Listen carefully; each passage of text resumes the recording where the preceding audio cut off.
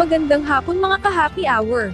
Narito ang mga balita para sa MBC TV Network News Update 5 PM edition.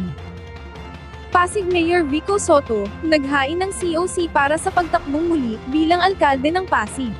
Formal nang naghain ng Certificate of Candidacy si Pasig Mayor Vico Soto para sa pagtakbong muli bilang alkalde ng Pasig. Kasama ni Vico Soto ang kanyang ina na si Connie Reyes at amang si Vic Soto, sa paghahain ng kandidatura para sa 2025 midterm elections. Naghain rin ng COC para sa pagka-vice-alkalde ng Pasig si Vice Mayor Dodot Jaworski, nakatandem ni Soto. Kasabay nito ay ipinakita ni Vico sa media ang ilang ebidensya mula sa Security Exchange Commission, na magpapatotoo na konektado ang St. Gerard Construction sa St. Timothy Construction Corporation.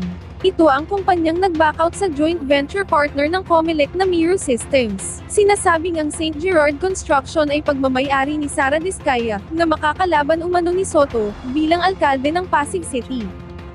Nahaharap naman si Vico Soto sa dalawang graft case, habang sinabi lamang ng alkalde na ito ay napapanahon at interesting.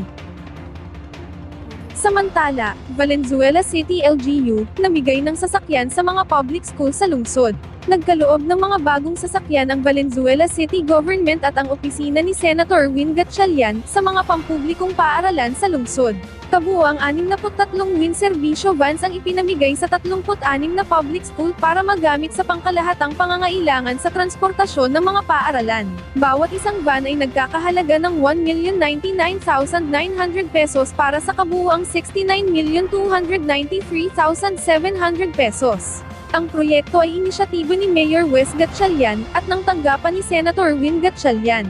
Dahil dito, umaasa ang LGU na tiyak ng maayos ang day-to-day operation ng mga paaralan, sa dalawang distrito ng lungsod Valenzuela. Bago tayo magtapos, narito na ang Christmas countdown, ngayong araw ng linggo. 80 days na lang, Pasko na. At yan ang mga balita para sa MBC TV Network News Update 5 PM edition. Samahan ninyo kami bukas, mula alas 9 ng umaga, hanggang alas 5 ng hapon.